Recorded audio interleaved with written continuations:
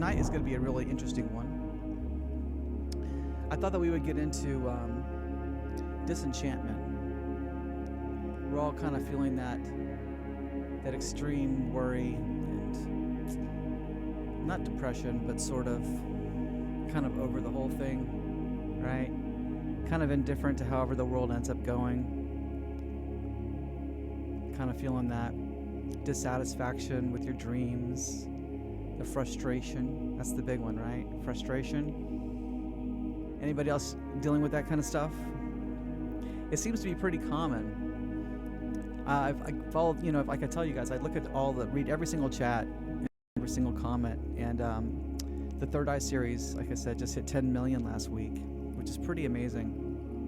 And the comments in there are just, they're very, very heartfelt and really amazing, and quite something to take in every night. It's very, very humbling. And one of the common things that I see over and over again are just people, they can't sleep because they're just kind of down on life. They're just kind of like, they're worried, for one, with everything that's going on. All the craziness that's happening has people worried.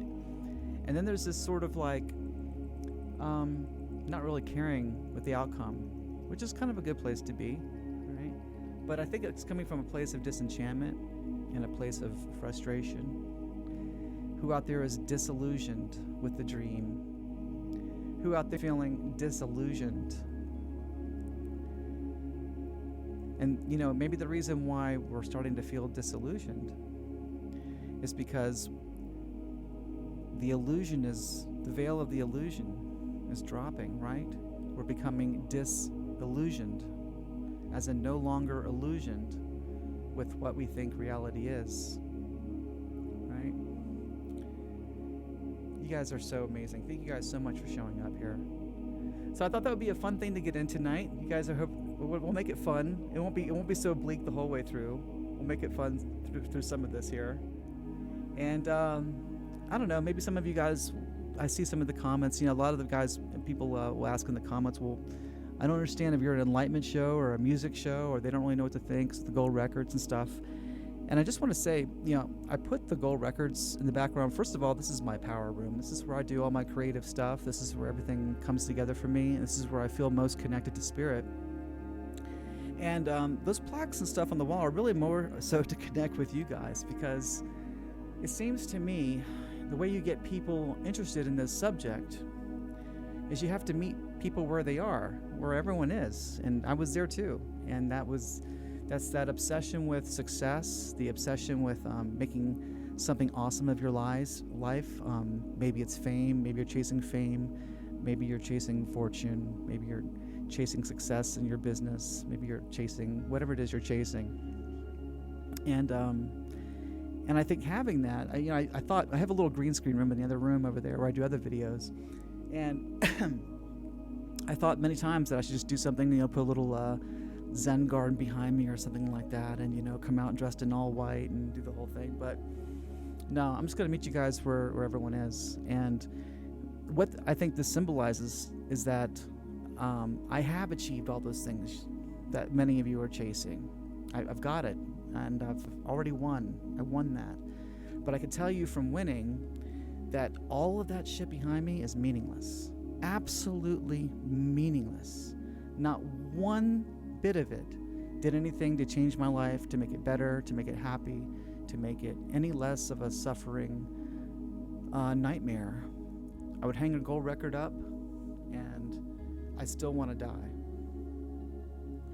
And I'm sure there are some people listening that you can relate with that. So I say that to say that, I know how you're feeling. I understand that frustration. People look at me and they think, oh, I haven't suffered, and what could I possibly know about what it's like to go to the grocery store and spend so much money on groceries and all that. Trust me, I feel all that stuff too. I've been there, done that, got the t-shirt. But I could tell you not to worry about it. And I could tell you that the disenchantment comes from these realizations that all the things that we're chasing in life are not going to do it for you. They're just not. And there's a hopelessness in that. of, well, where do you go from here? You know, closer you get to your dreams, you start to realize the meaninglessness of it, and the chicanery involved. You know, it's all fake. Every bit of it is fake. The music business is fake. The movie business is fake. The stock market is fake.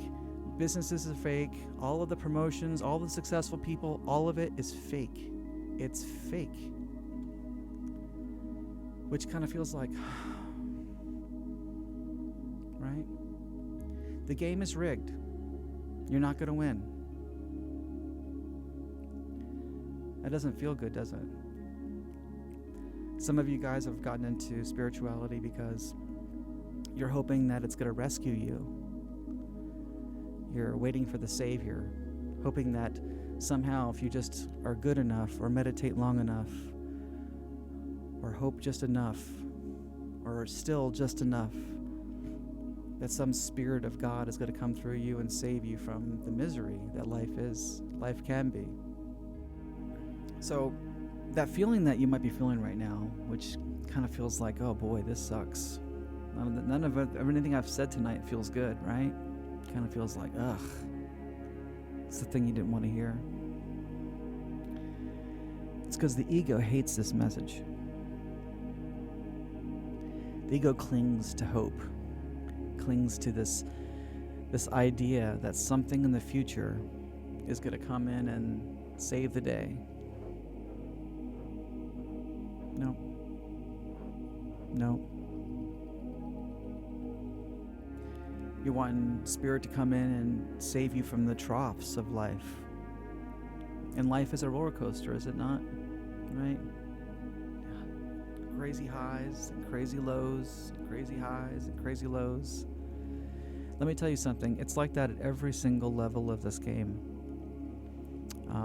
My whole life has been crazy highs and crazy lows in all kinds of ways. More than just those ways. But with every action, there's an equal and opposite reaction. This is just physics. And it's fractal. It's happening on a fractal level. It's not just happening at the material level with objects and things, but it's happening at the psychophysical level with thoughts and actions and feelings, right? We're getting pulled back and forth, all up and down, because that's what this ride is. So yeah, the ego hates this message. It's clinging to something that's going to come in and save it. The problem is it's clinging to something that lies in the future. And there's nothing from the future that's going to save you. The only thing that can save you is the present moment. It's the only thing. And that's the biggest part of the message I want to convey with all of this circus hoopla behind you, is that the real gift, far beyond the toys and the money and success, far beyond any of that stuff, is the feeling that you get when you get this close to spirit and divinity. There's no drug that comes close to it. There's no material possession that comes close to it. Nothing you think that you're chasing that's going to give you that satisfaction is going to give it to you. The only thing that's going to give it to you is this conversation, whether you're having it with me or not. This conversation is the high that we're all chasing. And this conversation's free. You can have this conversation with yourself in your own mind. Meditating's free. And when you can realize the beauty of the gift that it provides, you won't be disenchanted anymore. You'll feel extremely fulfilled. And the things that you thought you were chasing, you're more easily able to let them go. So in my career, I was chasing things as a starving musician for the first 10 years of my career. And I got work, and things were great, But the thing about this business is, the higher you go, the more successful you get, the more independent you become, and there's more. The more you're kind of on the outside a little bit, and it becomes more about chasing down your work and satisfying. This business is like you're only as good as your last project, right? And you have one little flop, and people just use that as the excuse to either drive your price down or forget about you. So it's this constant hustle of trying to prove yourself that doesn't go away with ever how many awards you have. It doesn't make a difference. You're only as good as your last thing. And there's immense frustration in that. Immense frustration. You start changing your goals. When I was a kid, in my little apartment, my little one-bedroom apartment, working at a recording studio all night long. Shout out to Jimmy Star. I know he watches sometimes. I would go home at night, and I would sit in my little futon, and I would visualize on the wall, someday I'm going to have gold records on the wall. Someday there's going to be gold records up there, and it's going to save all my problems. That's what I thought. I didn't really have that thought cognitively, but there was an unspoken understanding that if I had the symbol of gold records on my wall, that meant there was going to be tons of money and all these beautiful things, that all the problems in the world were just going to go away. And what I realized is that every time I got closer to that, it's like the goal got moved, right?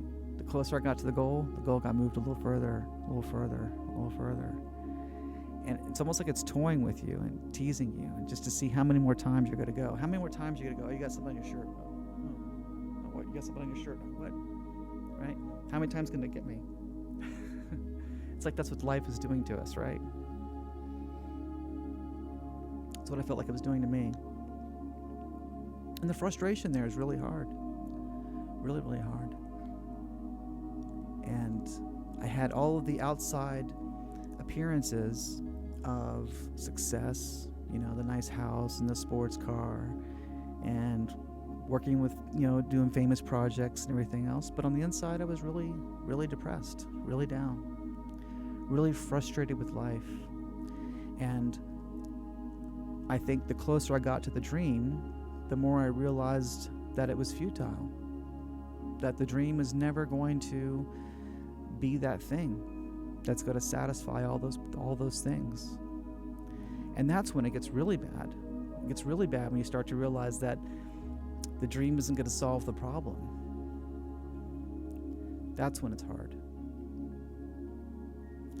And I say all that because I know that there's a lot of you dealing with that. I know it from the comments you're leaving, and we're all kind of chasing the same thing. Maybe you're not chasing the music business, but you've got your own dream that you're chasing. And I'm sure you're experiencing the feeling of the goalpost being moved every time you get to the place you thought you needed to be. And that feeling of the goalpost being moved is just a natural law of the functionality of the ego.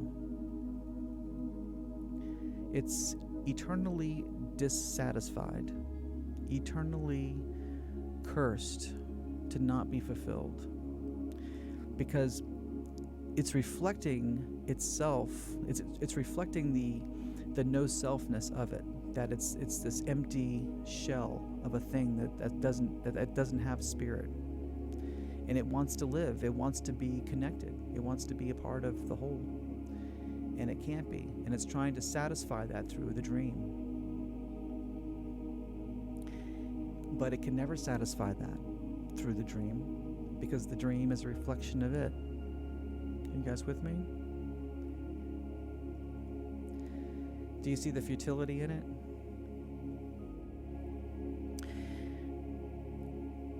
And I thought it was important to talk about this because if you follow the New Age teachings, right, what do they teach? Law of attraction.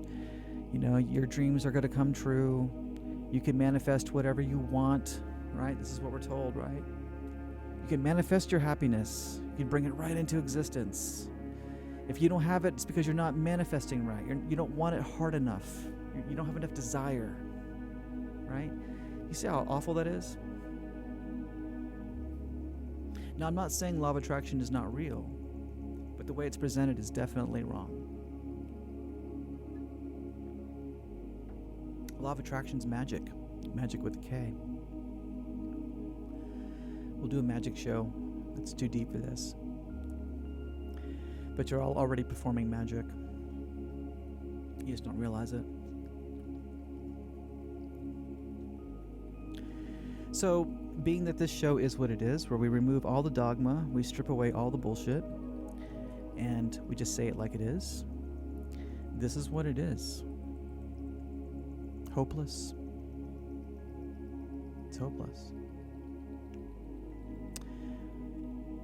But there's an amazing thing that comes from hopelessness. It's only when all hope is gone that you realize that it's all on you. When you come to accept that no one is coming to save you, no one, that's when you start to change things. That's when you start to realize that you learn to love yourself with all of your shortcomings, with all of the half-manifested dreams, and just love how you are. Love yourself even without the success of materializing the things that you want the most, the things that you identify with, the things that you think are going to reflect who you are to everyone else. That's when you begin to love yourself. That's when you begin to not give a shit what people think. And all the ideas of keeping up with the Joneses, having the right car and the right house and the right clothes and the right watch and the right purse, that none of that matters anymore. I used to be crazy stylish, have all the right clothes, the right shirt, the right everything, the right car. And now I don't care. None of that matters to me anymore. None of that is who I am. And through hopelessness is where you begin to discover your own authenticity. Because up until that point, we're chasing a dream, and we've identified with this dream. We're attached to it. That's what the Buddha's talking about. We have to let go of our attachment to things. It's a big part of it anyway. We're so hyper-focused on the dream that we've identified with it. And that's when it gets really, really awful. Because as the dream slips away, our identity is slipping away with it. And if we don't know who we are, we can completely lose ourselves in a very nihilistic way. And this is no self without nihilism. And as you too have realized that it's not enough. Maybe you have realized your dreams, and then the dream subtly changes into something else.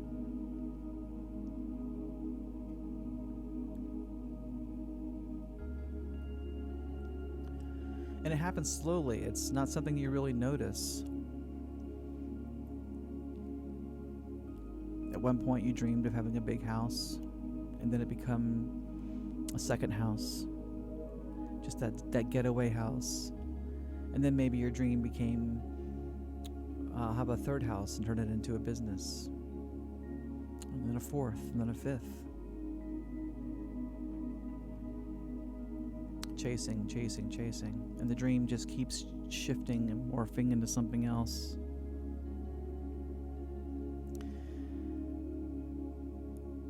And that shifting, that chasing, that shifting and changing of the dream is the adversary. It's the energy of the adversary messing with you, toying with you, teasing you. A little treat. Here you go. Can you see if you can go a little further? Here you go. Come on. Chase a little longer. That's what it's doing to you. Doing to the ego anyway.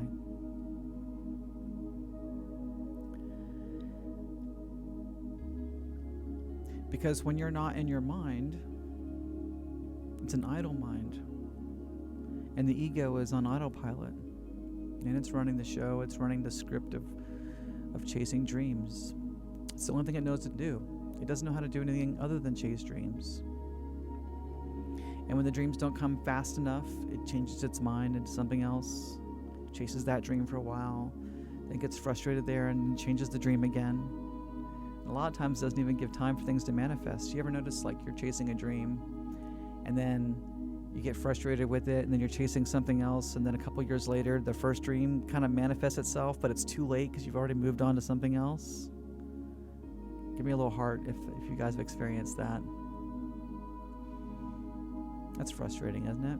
Timing being off. And it just goes on and on and on. There's no escaping it, you know? I have one of my best friends is a billionaire, and there's frustration there too. There's frustration there too. Where do you go when you can already buy everything you want, or go anywhere you want, or have anything you want, do anything you want? Where do you go from there? You still feel like shit. And then it gets to be really hard to invent new dreams at that point because there's no limitation. The dreams come from limitations. Wherever we're limited, wherever we feel suppressed, that's what we dream into, right? So, does everybody kind of feel like poo right now?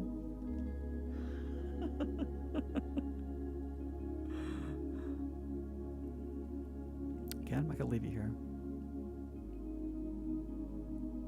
So all of these things are just, they're mechanisms of the mind to get you to work, to put the imagination to work. Like I said, everything is a test. And you can have anything you want. There really isn't much of a limitation. There is to some degree. Sometimes there's fate. You know, if you're 5'1", probably not going to be very likely you're going to play basketball. But there have been very successful basketball players who were 5 feet tall. So it's happened, but highly unlikely. So fate plays a lot of it, which kind of disillusions us to try to find anything on the outside that is going to satiate that suffering, that pain, right?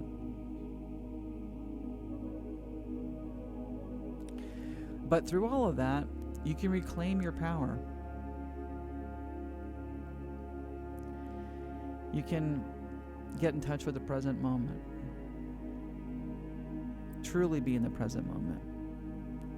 And when you realize the truth of the present moment, that the dream you're chasing is actually being created in the present moment, right? I mean, it's a script out there, but the script is being written in the present moment. You have no power at all in the dream. You control nothing. In fact, when things are going well, I will remind myself of this mantra, which is I control nothing. I control nothing. Just put your hands up. I control nothing. Shit's going right. Shit's going terrible. I control nothing. The only thing I have control over is my attitude. It's the only thing I have control over. Find a way to have a good attitude about it. And the place that you can have a great attitude about it is in the here and now. Because in the here and now, none of that shit's real anyway. When you're really here, fully present, none of that stuff is real. It doesn't even exist.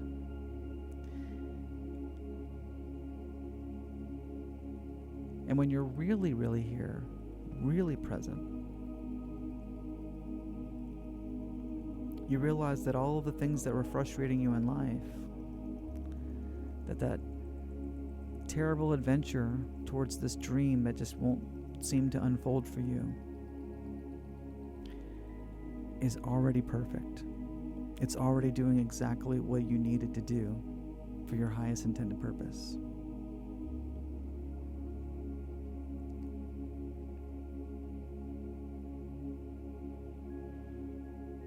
If everyone's dreams just unfolded for them and they had everything they wanted, we wouldn't really be using that imagination very much, would we? How long will we sit on a beach and order margaritas? That would get bored in about a month. You'd be out of your mind bored and looking for some new dream to get into. It's through dreams that we exercise the imagination. If we don't exercise it, it just becomes stagnant. Think of it like there's a river flowing, right? It's a river gushing down. And on the side of the river, these little pools, whirlpools, little puddles where the area gets, the water's not rushing along the river anymore. It's just kind of over on the side. And that water gets stagnant. No matter how beautiful it is, it gets stagnant, moldy, algae. We dream so that we can keep the imagination flowing, keep it moving. It makes us create, to think outside the box. If you had no limitations, if there's no limitations on anything, and anything was available to you just by snapping your fingers, so to speak, it would be so boring, and you would run out of things to think about because there's nothing to challenge you. There's nothing to restrict your limitlessness. And that's what divinity is. It's limitless imagination, because the imagination is limitless. The imagination is anything you want it to be and as detailed as you wish to create it.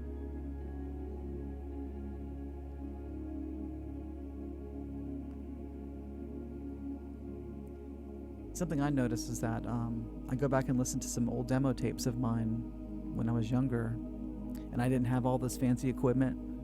I just had a couple of little keyboards, and how hard I had to work to get beautiful music to come out of that. It was hard. And I only had a few sounds to work with, and I only had a few toys to work with, and it was just really, really difficult. But if I listen to some of those demo tapes from when I was younger, some of the most creative stuff I've ever created was during that time. Because I had to imagine outside of the box. I knew where I wanted to go, but I had these strict limitations on how to get there.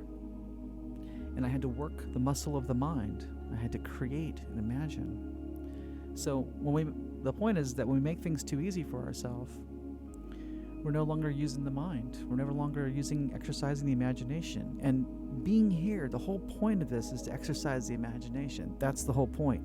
That's the reason the adversary challenges us. It's the whole reason it's happening. It's that tug of war, that push and pull that creates life, right? The adversary wants you frustrated. When you're frustrated, the adversary is winning.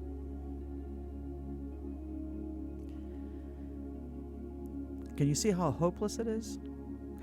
Can you see how freaking funny that is? It's hysterical. It's absolutely hysterical if you can let yourself laugh at that.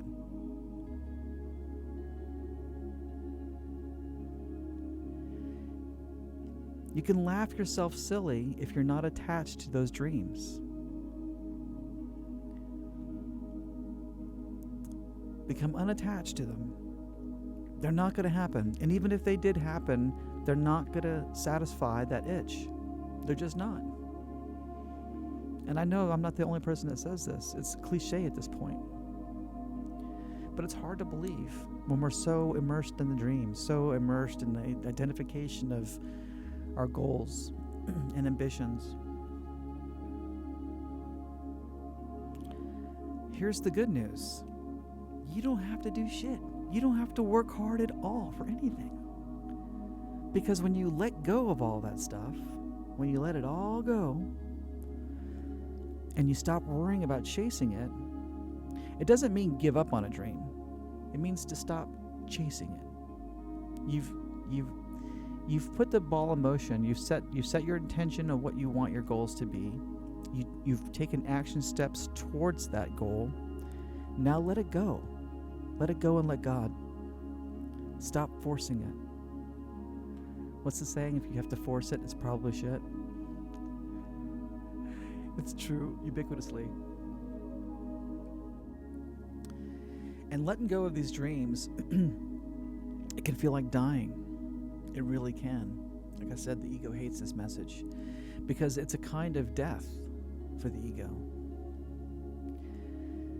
The only power the ego has is chasing these dreams. It gets you to do its bidding. For nothing. For nothing. It's all an illusion.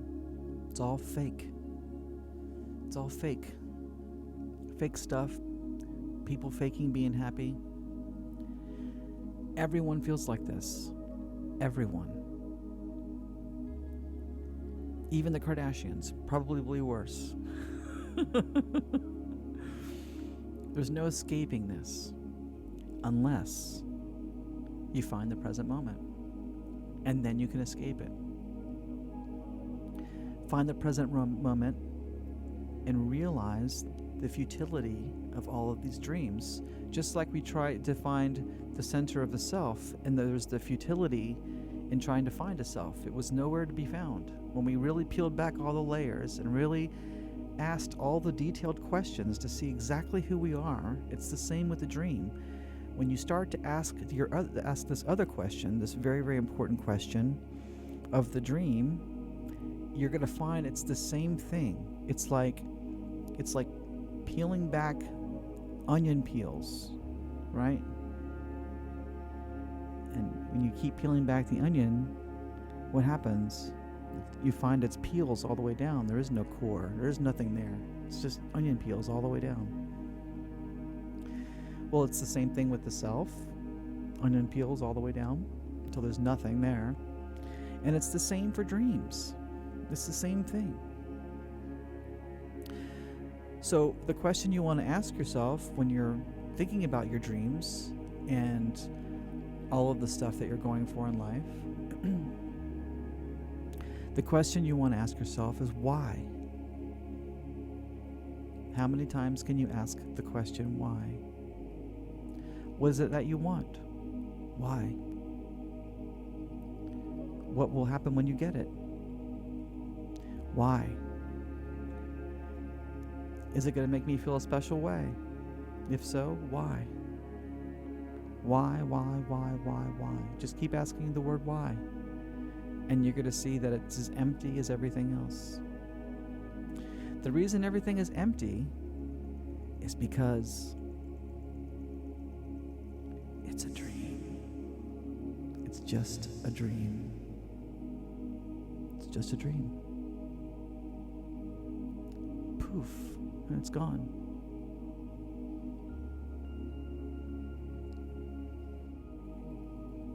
It's a dream. It's a phantom. It's like a 3D movie.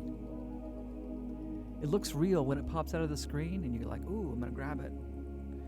But there's nothing to grab, right? It looks real, but it's just like a phantom. So is the self. It's a phantom. It's a phantom. And so are all of your dreams. It's a phantom. It's a phantom that can do nothing for you. The optimum dream, the real dream, the only dream that matters, is becoming the center of the dream, becoming the dreamer of the dream. That's where your power is. That's where the peace is. That's where the bliss is.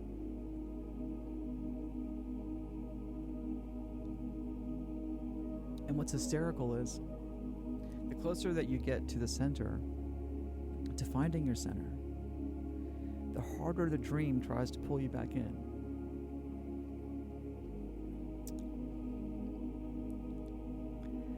And you're going to find all kinds of aspects of your dream starting to unfold for you without even trying, because the adversary is recognizing that you're no longer a sucker to this antic. You got something on your shirt. Oh, God. Right? When it stops working, the adversary has to try a different trick. It has to find a different way to get your attention. It has to find a different way to get you to suck in to the reality. But the present moment is like standing on the home plate. You're safe. As long as you're standing there, you're safe. Nothing can touch you. Nothing can touch you. And again, this is not to give up on dreams. This is not to like, it is and it isn't. It's just don't let the dream rule your life anymore. Don't give it any power. It has no power. And it's not going to bring you anything that you think it will. Mostly because people are so caught up in their own neurosis that we think that we're doing these things for other people, but nobody really notices. Because nobody ever sees anything but themselves. It's the same for everyone. So whatever you think that thing is, it's not gonna do it. Now, we could perform magic and we could perform all of these things to attract aspects of our dream, but that's different from working for the dream or working towards the dream. And manifesting things is a fine line between action and no action. It's like getting into the flow state, right? And if you have a dream, be really detailed about what you want. I was having a discussion with my sister earlier, who I know is watching, and she was like, I was telling her how frustrated I was with living, not frustrated, but bored, looking for a change. And I've been living in the city for about 7 years now, and I'm kind of over being in the city. And she's like, well, where do you want to go? And I'm like, I don't know. I haven't even given it thought to dream of where I want to go. So if there are things that you do desire out of this experience, create that picture in your head. Start thinking about it in terms of thought that's manifested magically through spirit, and less of I have to work towards something. So the beginning of it here is set an intention and have it be very, very detailed about the intention. And this is a crucial step. Take an action step towards making that happen. The action step is very, very important, but don't obsess with the action step. Don't do the action step and then turn it into this gigantic job. It's just an action step. It's like starting an engine. Like the old-time engines, they used to have to start the prop that way, or you used to have to crank the car that way. You have to get it going, right? You have to get the car going. The action step is just to get the dream going. It's to kickstart the dream. But then pull back. Just let spirit take over. And don't be worried about the details of how it shows up. Just be okay with it showing up. Like, for example, say you have this desire to travel. Don't try to figure out how you're going to get there. Just see yourself traveling. Just visualize it as a thing happening. And without the steps to get it there. Because it can come in all kinds of ways. You can win sweepstakes. A friend could give you an extra ticket. There's a million different ways that could happen to you if we don't turn it into this step-by-step process of how that's going to unfold. Yes, Michelle, show up in the universe, we'll meet you halfway. It absolutely will. And if it doesn't, then it wasn't meant to be. It wasn't meant to be. It wasn't your calling. Right? So a long time ago, I used to have all these dreams of winning Grammys and all this kind of stuff, and I was certainly in the running for it. And I've had a couple of these songs got nominated. It didn't win. I've had a couple submitted. But I've realized since that it's so pointless. It was so unnecessary, and the fulfillment that I was chasing is doing this stuff with you guys. You know, this is way better. Do you know what's way better than a stupid trophy sitting on my shelf? is waking up every morning to 500 comments of people telling me I've changed their life because they get good sleep that night, or because they have faith in something. That's infinitely more valuable. And I never would have guessed that all those years chasing that trophy, right? But when I let it go and just said, okay, I'm just letting it go, it's not going to happen. First of all, the peace that came over my life after that was indescribable.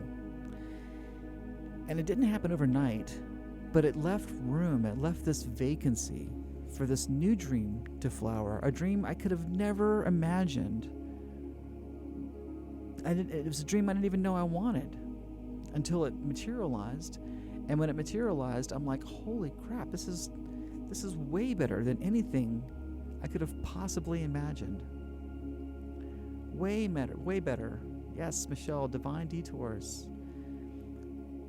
And I say that to tell you the same thing, stop driving, stop allowing the ego to drive the car, chasing dreams. Just put the brakes on it. All right, let it be, let it be.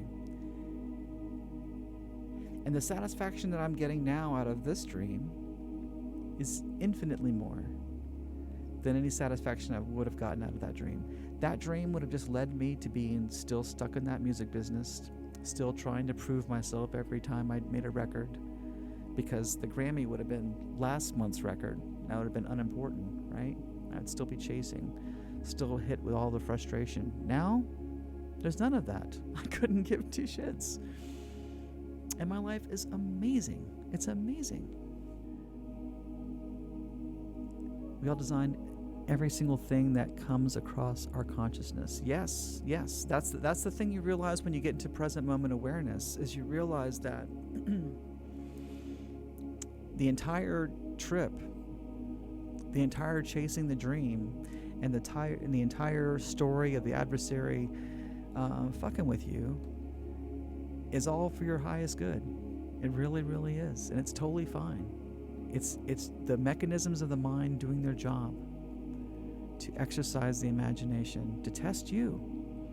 We get all these kind of tests, along the way of chasing our dreams. We're tested.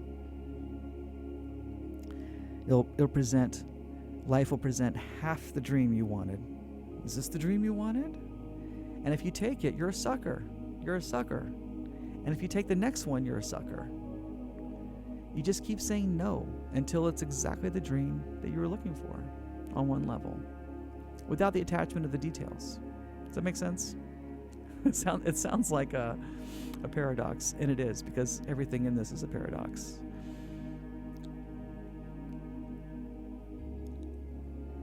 It's letting go of that identification with the dream, that without that dream, somehow this is diminished. Yes, this is diminished. The ego is diminished. That's what's diminished. That's what becomes small. So it's fine. We want that thing small anyway. We want to squish that thing out.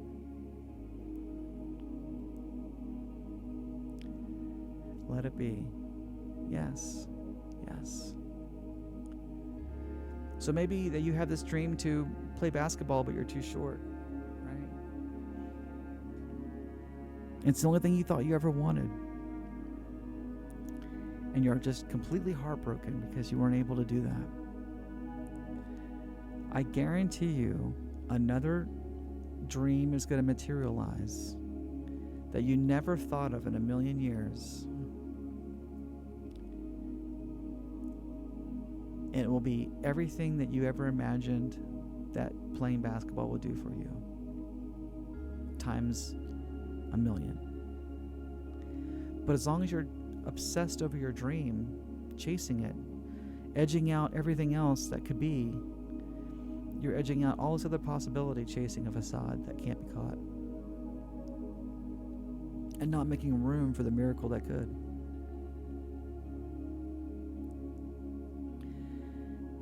Yes, Michelle, we planned all of the adversity. through the adversary. The adversary, you can't be mad at the adversary. The adversary is just doing its job. The ego is just doing its job. They are working on, right on, spot on.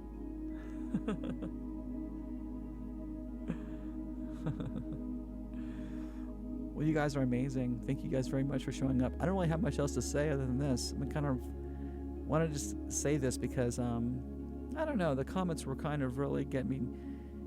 I was just feeling, wow, everyone was suffering so bad in the comments this week. And it seems like the closer we get to the calamity of whatever this calamity is, people's dreams are starting to seem fruitless and pointless and appear as though they're not going to manifest. And that is a hard time. It's a very dark time. And that, honestly, is the beginning of the dark night of the soul, which is a wonderful read.